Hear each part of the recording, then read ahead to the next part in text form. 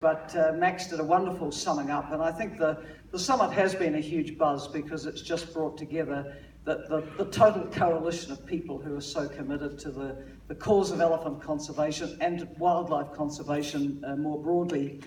And for me, what's been so wonderful is hearing a lot of the personal stories of people involved at every point of the campaign and how people came to awareness about what needed to be done. And I was thinking as people told their stories of my very first visit to Africa, which was in 1985 when I came to Kenya to the 3rd UN World Conference on Women. And I had a weekend in the middle, and I was able to go to Amboseli, which was the first time I ever saw the African elephant. And I was hooked.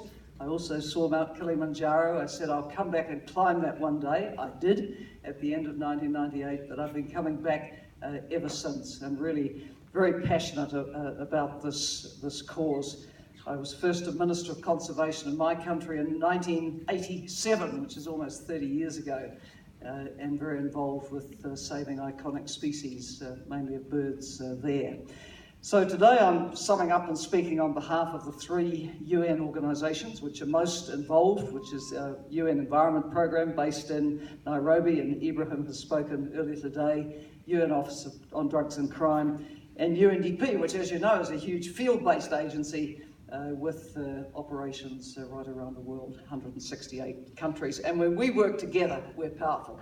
And I think the key message of what I want to say in this closing part is that we are very committed to working together. Now, we have that UN General Assembly resolution that passed in July last year, which called not only for the countries around the world, the governments around the world to step up their efforts, but also asked for the UN agencies to take a more coordinated and comprehensive approach.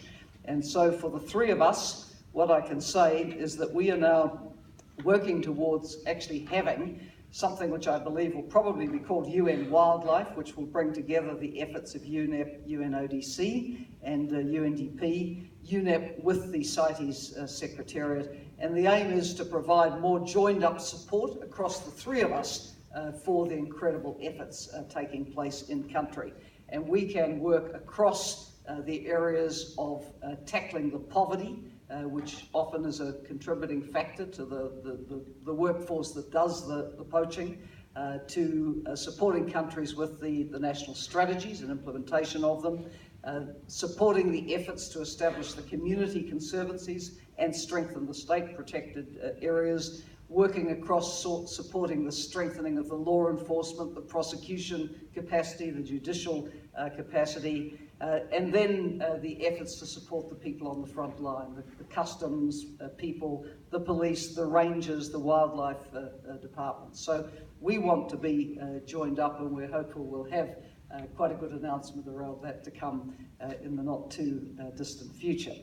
Now, there's also been a lot said about the power of communications, particularly social media, and I think I've done my modest bit to help the campaign, which has led to the 700 million impressions, which is really incredible, and congratulations to US government and everybody who's helped do that. As Ibrahim mentioned earlier, at the UN Environment Assembly in Nairobi next month, there will be a new One UN social media campaign launched around combating the illegal wildlife trade, and let's hope that this really gets some traction too and contributes to the incredible work that is being done. I was very interested in the statistics put up on what is happening in China with all the effort to raise awareness there.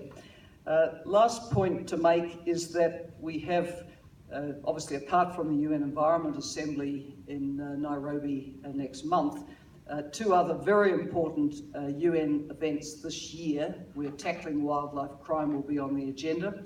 One is the Commission on Crime Prevention and Criminal Justice meeting in Vienna in May, their 25th session, and then there is the CITES Conference of Parties meeting, their COP17 in late September. So these will also be very big opportunities for advocacy around the UN context.